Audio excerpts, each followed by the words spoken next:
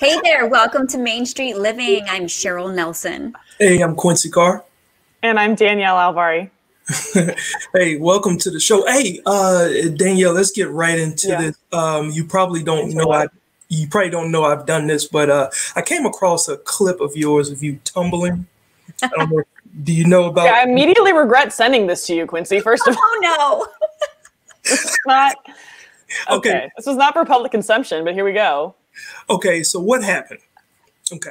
So I'm this blonde person here on the right, and the person in front of me, when I turn around, doesn't tumble. She's supposed to do a round off. She doesn't do a round off. I see this. I think I'm going to kill her if I do mine. And this was very late at the end of cheer camp. And, you can probably tell that in my face. The girl next to me is smiling her heart out. So good for her. I was 800% done with this day. And it definitely showed. So yeah, and you're the girl in the gray shirt, black. Yeah, gray and black, yeah. Yeah, and you had the blonde hair, and you took a nose dive to save your own cheerleader buddy. Oh my gosh, and everybody gave me a hard time, like, Danielle, what are you doing? And I was like, saving a life. Oh, wow. Oh my gosh. So Danielle, I have to ask, was this a practice? Was this a performance? Yeah, it was cheer camp. It was like a couple days into cheer camp. It was like 9 o'clock at night. We've been doing it all day. So cut me some slack, guys. But yes, definitely one of my most embarrassing moments. So can someone else please talk about one of their most embarrassing moments? Okay. All right. Let me tell you mine. So I remember I was in high school and I always would walk to the bus stop, right? And I got to my first class and I smelled dog doo-doo. And I was like, all right, who has dog doo-doo on their shoes? And I'm looking around and, I get to second period and third period and I'm going, oh my gosh, I still smell it. Who is still in all these classes? And then finally I get to my last class of the day and I look at the bottom of my shoe and I'm going, oh, it's me. It's me. I've been smelling like dog doo-doo all day. And so before I left, I had to go to the bathroom and I'm like scraping it off in the stall. No. And I really thought it was somebody else. And they're probably looking at me thinking, oh, that girl stinks. Wow. Oh, yeah. Cheryl. Yeah, I don't have any embarrassing moments because I'm a comedian. Oh, yeah. You only have embarrassing moments, Quincy. Yeah, come on. You have to have something cute. We can ask Quincy at the end of the show, too. Maybe we'll give him time to think about one. True. Yeah, cute. You got to come up with something. In the meantime, though, guys, we've got a lot of cool stuff coming up today. Yeah, definitely. We're going to get to hear about a great cause, coaches versus cancer. Also, we're seeing things a little clearer talking with the creator of Specs for Us. Ooh, that sounds fun. I know we're going to go hang gliding as well over the Pacific, which is right up my alley. But first, we're going to talk about something a little serious. Unity is more important than ever, and our next guest will help us bridge the gap. Don't go away.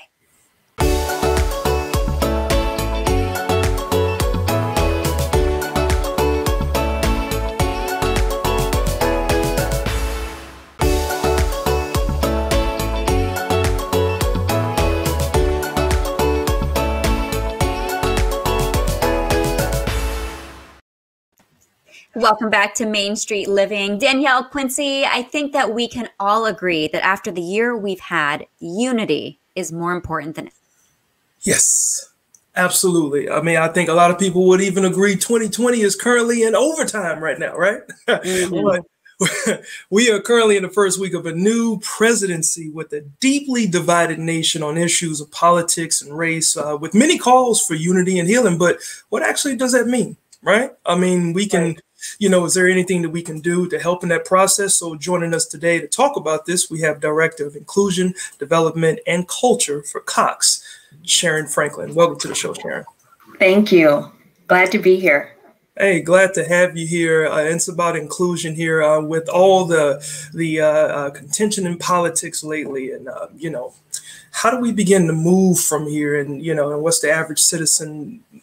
What can average citizen do to start the process? Great question. And it starts with self.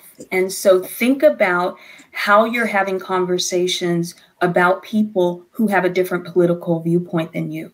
If you find yourself personally attacking them or calling them names, just stop. It doesn't elevate the conversation. It doesn't help the situation. Stick to the issues. Stick to the political differences, and it's okay to have political differences. That's what America is all about. And then next, I would say, be mindful of where you're getting information about political issues. Don't rely on opinions of other folks. Don't rely on social media.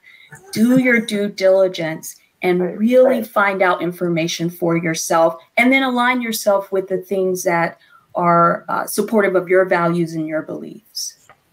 I'm so glad you said that, Sharon, because it is so important to be very critical of how we consume media. In addition to the political divide, the racial divide in this country obviously has been brought into the spotlight as well. What are most people most uncomfortable with when it comes to discussing race? Yeah, there's probably a multitude of reasons why people are uncomfortable, but I think there are some overarching themes of why folks are uncomfortable with this conversation. Number one, I'd say, as Americans, we're having a tough time reconciling the fact that our history is unfortunately steeped with racial violence and just horrific acts. And we have to reconcile that and acknowledge that in order to move forward. And we have to acknowledge it in the way that a lot of our systems have been built on racism, and we need to tear those down. The second reason I think folks are uncomfortable is they're so afraid they're going to say something wrong. And here, I think we all can contribute by giving each other the space and the grace to learn. This is learning for all of us. And we also still have to hold each other accountable when we hear things or see things that are wrong or racist. So don't be afraid to do something wrong. Don't shy away from the conversation just because you think you may say something incorrectly. Now, you were talking about social media and the move forward plan. I mean, I've been a victim of someone in an argument and they just came out and said, well, look, I was never a master and you were never a slave, so just get over it. So how can we get beyond that thought process?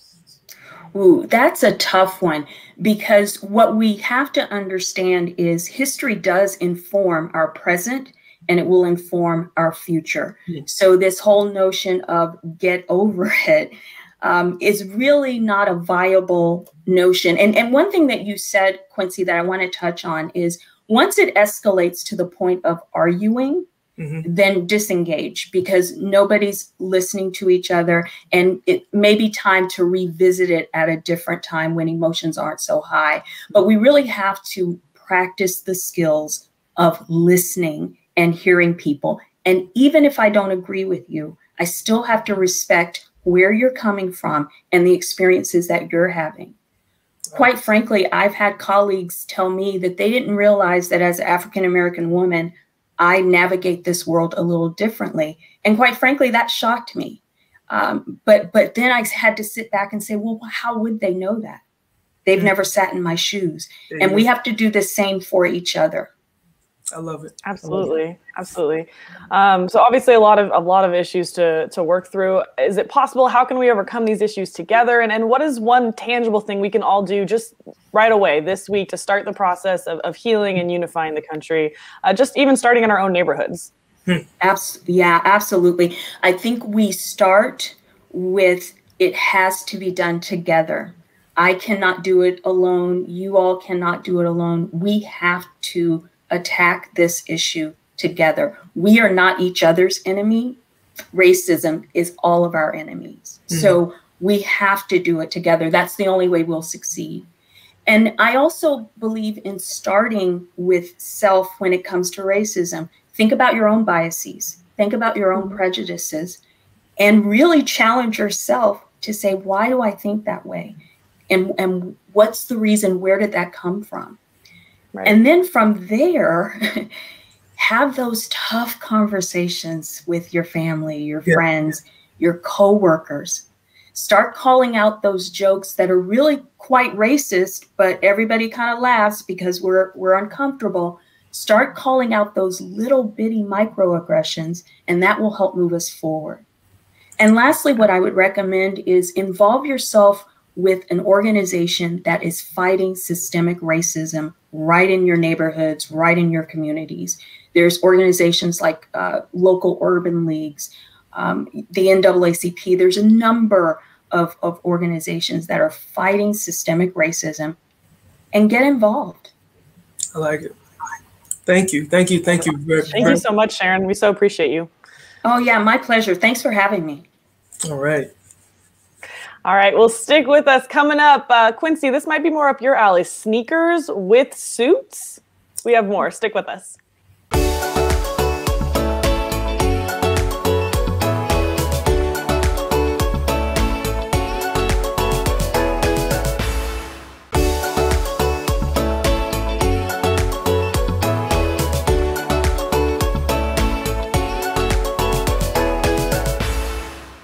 Hello, everyone. Welcome back to Main Street Living. Danielle, you are a former college cheerleader. Cheryl, you're a huge college sports fan.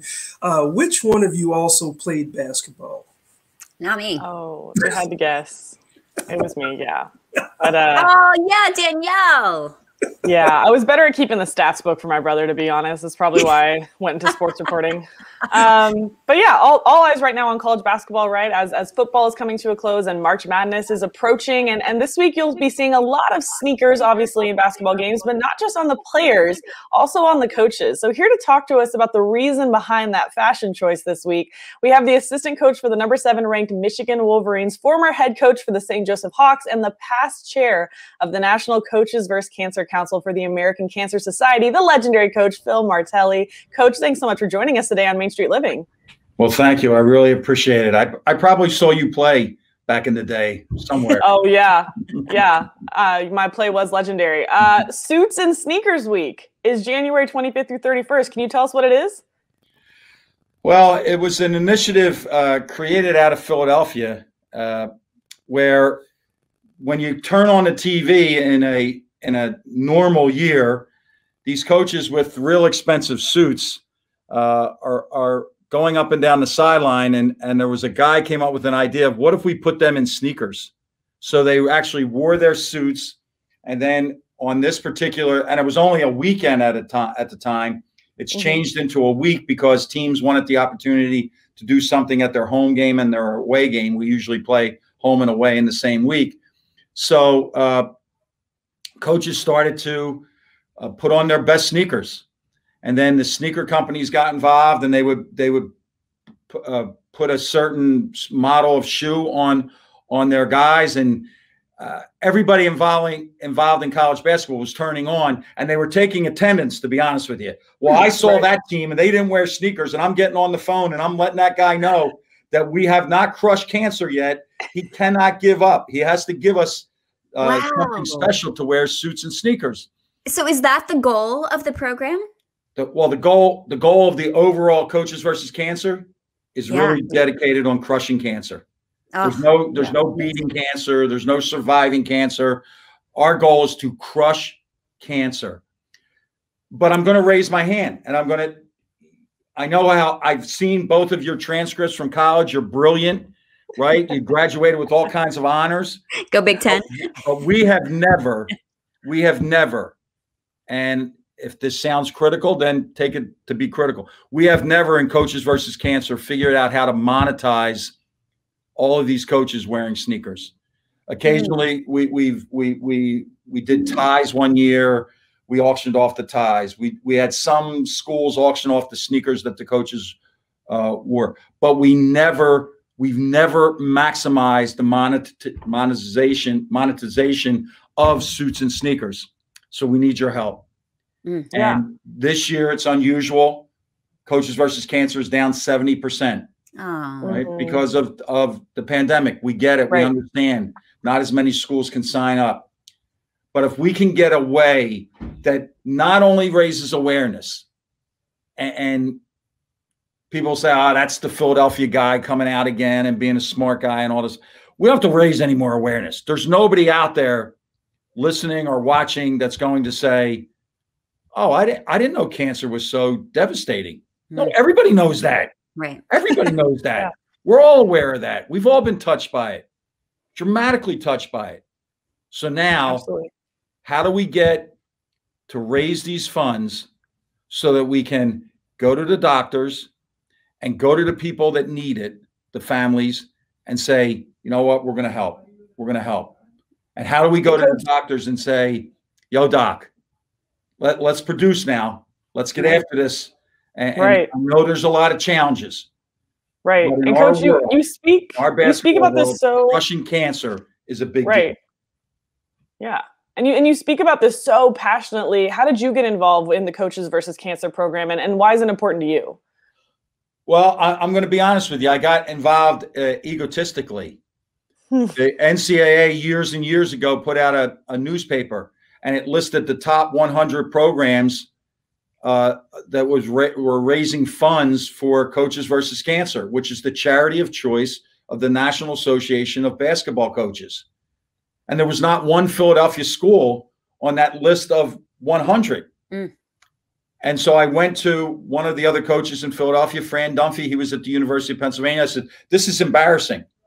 Philadelphia provides some of the best college basketball throughout this whole country. We have to get on this list. And I was great about coming up with the ideas, a golf tournament. And I thought we would just fill a room with money.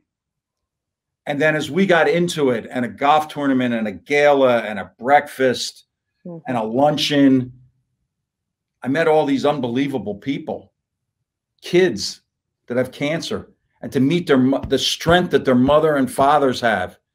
I've met business associates of cancer patients. They've given me way more than I've ever given to Coaches versus Cancer. Right. Because they've given me this passion and this fire and this drive and this mantra that's in my head to crush cancer. And yes, as after this has evolved, I've had family members and really close personal friends. But when I first got in, it was because I had to make sure that Philadelphia got on that list. And you're doing a great job. And this is your mission. And I'm sure our viewers at home watching, they want to know, how can they help? What can they do? Tell us quickly before we go. Well, suitsandsneakers.org, suitsandsneakers.org. Your talent, your time, your treasures. This isn't send us $1. You know what? This is go get another person to join you. This is to go into your high schools and your grade schools and say, hey, how do we get these kids involved in selling pencils, making free throws? Yeah, there's so a magic dollar out there. You know it. You both know it. We are going to crush cancer, and it's going to be a I'm with you, Coach. I'm fired up. We are so with you. And it's an event at a time. Yes, we don't have to be big. Right. We're going to do it. And we really appreciate your time today. We wish we could chat with you longer, but thank you so much for sharing your mission. Stay safe, please. All right. You too. Thank you, Coach. We've got a lot more ahead on Main Street Living. Are you looking for new snack options? We've been sitting at home, snacking a lot lately. So coming up, we'll tell you about a snack that's both healthy and still delicious. Don't go away.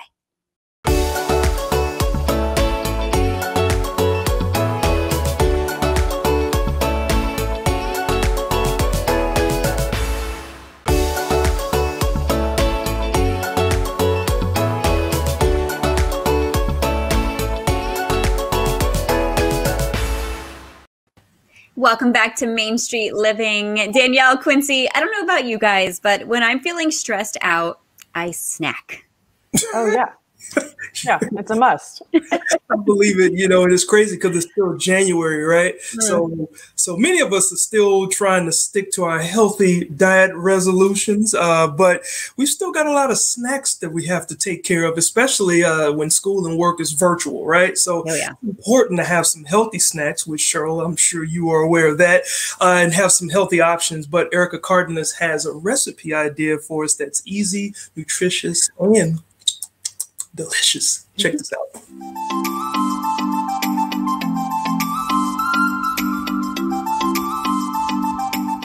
If you're anything like me, finding easy, simple, and nutritious snack ideas are a must.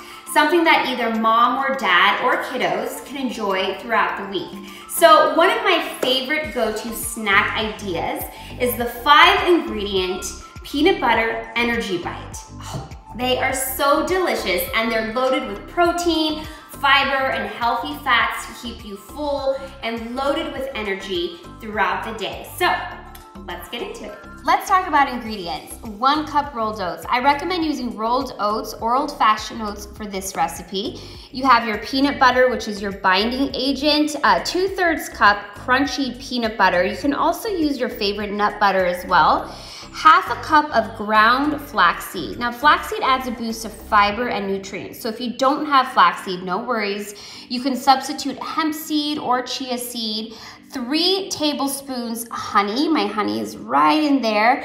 And 1/2 cup raisins. I'm using raisins for this recipe. You can also swap out the raisins for 1/2 cup of mini dark chocolate chunks as well. So it's really simple as that. You go ahead and then just combine all of your ingredients together.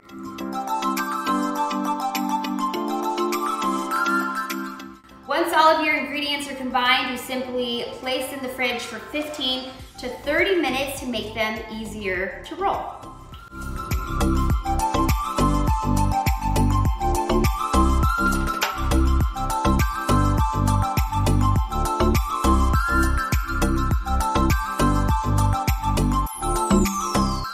And there you have it. Pretty simple, right? 5 ingredient peanut butter energy bites.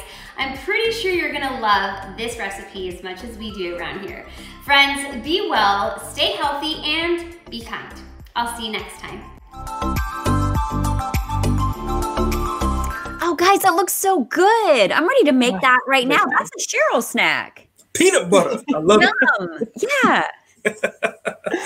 All right, guys, stick with us right here on Main Street Living because we're gonna take another look. Just one more reason why moms are so great. Stick with us.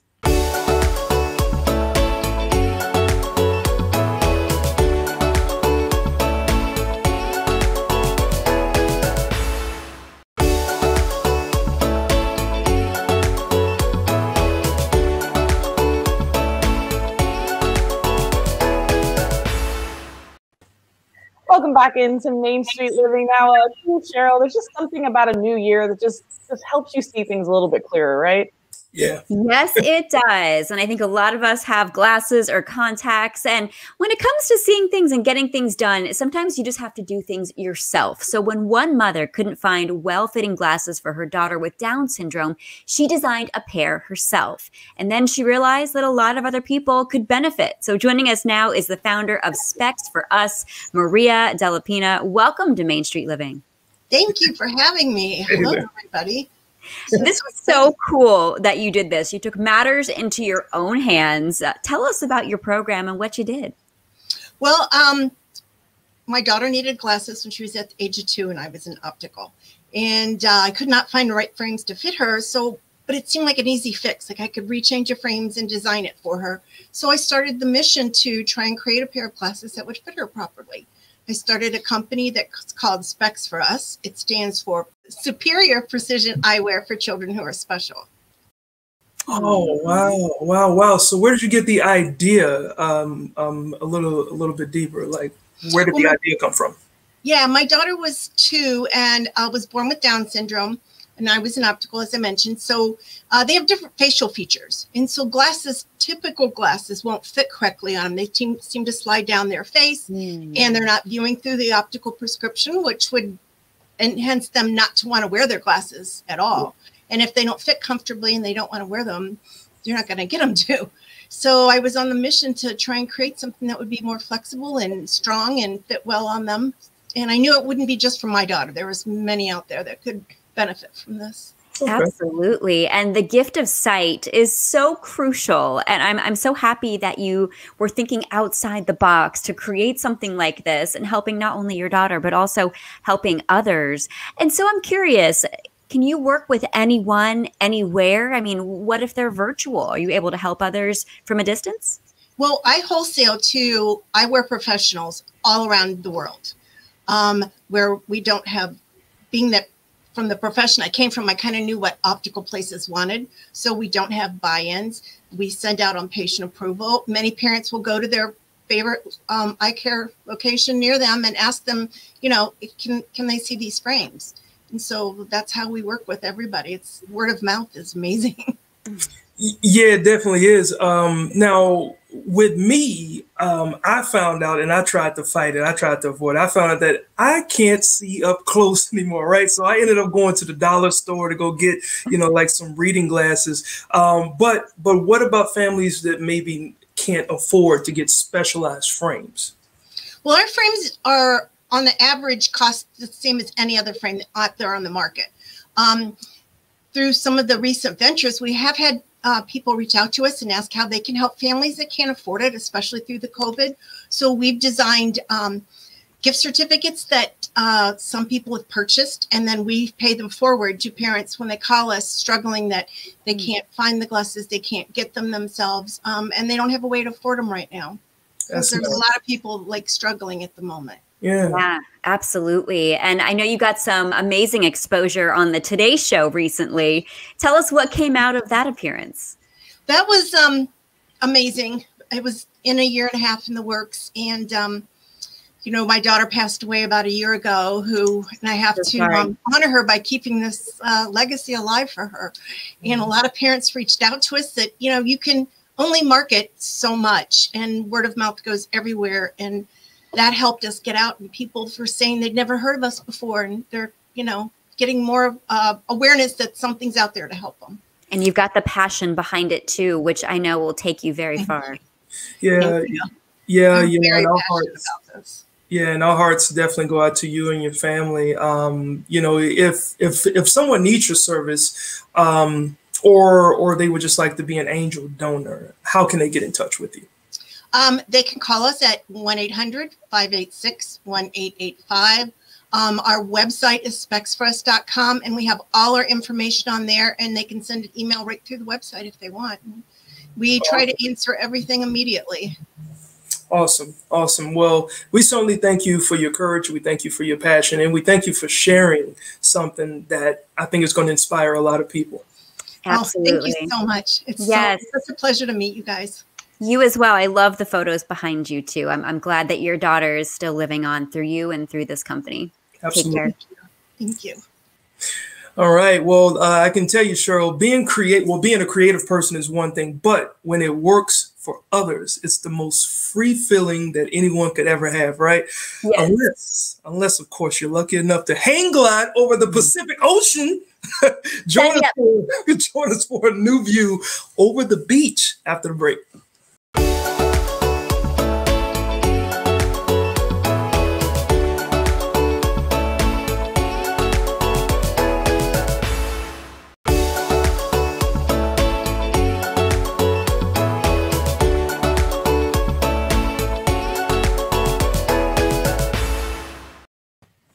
Welcome back to Main Street Living. Now, guys, I'm not going to lie. Last week when we looked at those hot air balloons and we were on your coast, I was a little bit jealous. But I know that, Quincy, you mentioned something in the last segment about the Pacific Ocean. Oh, yeah. Ooh, yes. And we're going to take you there. In fact, a lot of us are getting out and we want to play again. And it's been hard. And I know we've been tempting you with some of those bucket list experiences to add to your wish list. You mentioned the hot air balloon ride over Virginia. And this week it is hang gliding over the Pacific with Torrey Pines Glider Port. You won't just be flying like birds. You'll be flying with them. Take a look.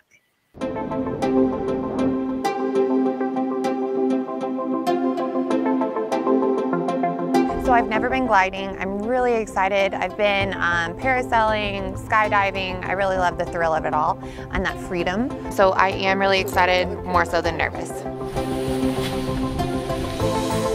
The glider port has been in operation since the 1920s. The way that people started flying out here wasn't a gliding plane.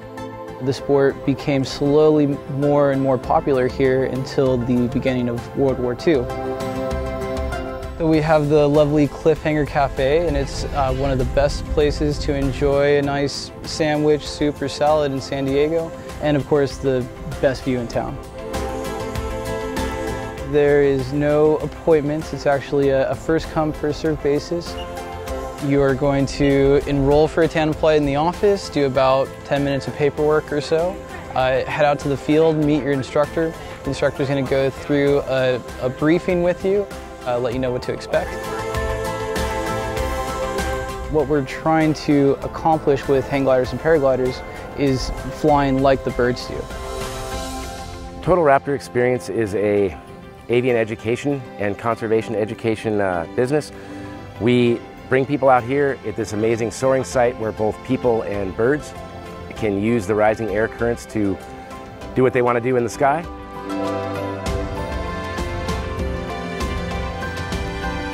Every time I take somebody for a tandem flight, I always get to relive that experience of, you know, their first time being off the ground in a paraglider. I've been wanting to paraglide for the longest time, and today's the day I did it. Everybody reacts a little bit differently to it, but you know, for the most part, it's excitement, fear, elation, and a realization that it's really just not that terrifying to be up there. It was incredible. I got to be honest with you, at the beginning, I was a wee bit nervous. You know, being a guy and all, I wasn't going to show it. But my instructor helped me out so much, kept me calm, told me how things were going to happen. It was a win-win. We took off. It was like being a bird. I have paraglided all around the world, and this is the singularly best place to bring other people into this sport, show them what it's all about, and give them the experience of free flight in an absolutely beautiful environment with perfect wind conditions. It is truly one of a kind. I was completely blown away by all the sights and all the sensations of the smooth sailing. I didn't realize that we were going to get so close to the cliffs. That was something completely unexpected. I mean, if I put two of my legs together, I could probably reach the cliff. It was really cool, and I mean, even going over the side of it, that was a view that I did not expect whatsoever. You let go, you sit there, you relax, it's calm. It was very cool, very, very cool. I would love to do it again. It was so exciting. The youngest person I've taken was my daughter at 2 years old, and the oldest that I've taken was 94 years old. So any age, any you know, ability can come and enjoy free flight with us.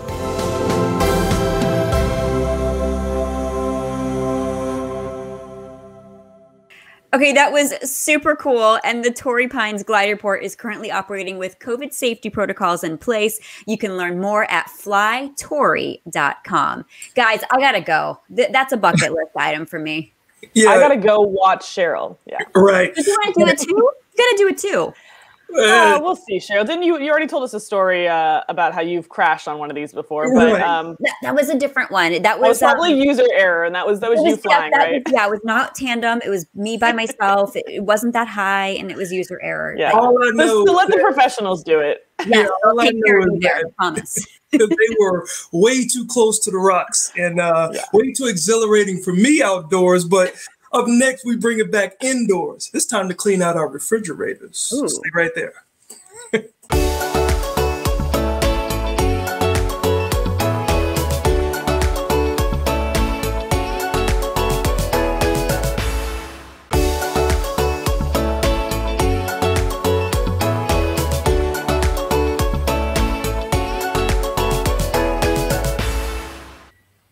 Welcome back to Main Street Living. All right, guys, I got a funny question for you. Do you ever have trouble finding things in your refrigerator or pull out the dreaded moldy item? Nope. Never really? No. I do. I'm already thinking about something I need to get out of the fridge right now. Oh my gosh, to find out where the smell's coming from. No, I'm a minimalist. I'm a minimalist, so I don't buy many groceries anyway, so I'm good. Well, that's lucky for you. But I think it's safe to say that we probably have all done more cooking at home this year than ever before. And whether you normally do a lot of cooking or if this was a new adventure for you, it's important to keep your refrigerator organized and to be sure that what's in there is still good to eat. So here with some tips on purging and organizing your fridge, we have Chef Shannon Smith. Shannon, thanks so much for joining us on Main Street Living. Thank you for having me. I'm excited to teach you a few things. Oh, we need it. So you're a chef, but whether you're a professional chef or a home cook, how important is it for our refrigerators to be organized? Well, it's important, for one thing, that you be able to find things and find things easily, especially the things that have expired or might starting to spoil. You kind of know where they are. But also, there are places in the refrigerator that certain foods should specifically be stored. And I'll talk about that in just, I'll show you. Like, for example, milk and dairy products should always be in the back of the refrigerator because that's the coldest part and it's going to preserve your milk a lot longer. Oh, yeah. Okay. Yeah. Well, what about, sorry, Q, can I ask, what about if it's non-dairy? Like what if it's oat or almond milk? Oh, same thing. But that's going to last a lot longer anyway. But anything that really needs to be cold should be in the back of the fridge. If you put it in the door, every time you open the door, warm air is hitting it and it's going to spoil faster. That makes a lot of sense. A lot of unnecessary trips to the bathroom. Okay. So, and there's always the smell test. Always, it's true. If something smells bad, you should get rid of it. Got you. But there are other places in the fridge that are specifically designed for certain things, like the crisper drawers. Those are designed to control humidity. So, for example, here I store all my veggies. And let me tell you how to preserve, for example, lettuce. When you buy lettuce or salad at the grocery store, come home and wash it, dry it completely, put a paper towel in a baggie and store it this way. It's going to last so much longer. Wow. The same with fresh herbs. I need that. You got cilantro or parsley, put it in a baggie with a paper towel and it's going to last days longer. Okay, so Chef Shannon, what are some of the things we'll need to get the refrigerator organized? Is there anything else I need to buy? You can buy canisters, and I even saw where you can get magazine racks and store things in there. I don't do that. I use my refrigerator all the time, and so I'm not that organized. If somebody wants to do that, that's good for them. But for me, it's use the door. I've got all my sauces on one shelf, my condiments, more, and I just kind of do it this way. Raw meat should always be on the lower level, and put it again on a paper towel on a tray so that if it gets juicy, gross stuff, you don't want that in your fridge. So organizing, everyone has their own ways of organizing, but I just like to use what the fridge offers. Okay. We also are wondering what can you store in the door specifically? What's a good thing to store there? Butter. Okay, so butter should be closed up. Don't ever put a piece of butter in your refrigerator that's not covered because it absorbs all the odors. So if you had meat or something like that, butter is like a sponge to odor. So make sure you keep it shut. But in the doors, soda is a great thing to put, or beer is a good thing to put in the door because it's not going to spoil if the temperature gets a little bit too high. Oh, Chef Shannon. Let me talk about eggs just for a second. Okay. Eggs, always keep them in the container, and that little date on the end of the eggs, that is the sell-by date. And you can keep your eggs 3 weeks after the sell-by date. So that is not expiration. Okay, that's good to know. Yeah. Okay. So really quick before we go, you mentioned temperature. What's the best temperature? Because it doesn't. I mean, sometimes it tells you, but what's the best temperature for the fridge? 40 degrees and lower is the safe temperature. So it should and that's an important question. You should make sure that your refrigerator is at least 40 degrees. That's Fahrenheit, of course. We could not stump her. She had an answer for every question. Yeah. Well, Chef Shannon, we thank you so much for sharing that. And we can definitely see your website there. You can visit her website for more tips, recipes, and travel adventures too. So thank you very much. Thank you so much, Chef Shannon. All right. Well, we got more on Main Street Living coming right up. I got to go to my refrigerator. Yeah.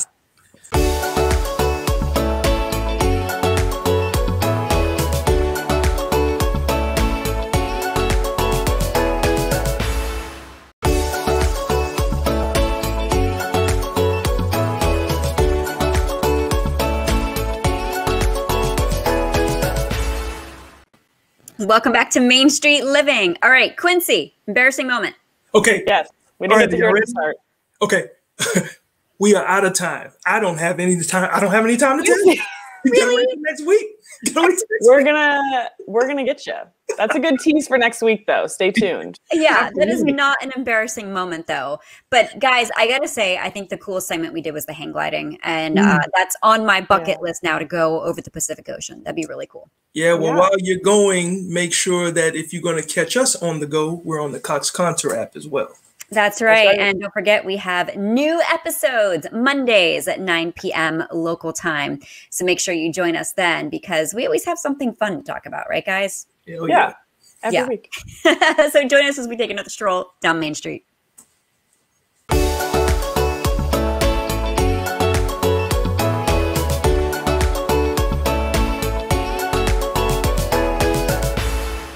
Something is happening on main streets all over. The more challenging everyday life becomes, the more it seems to bring us together. And Main Street Living has those stories.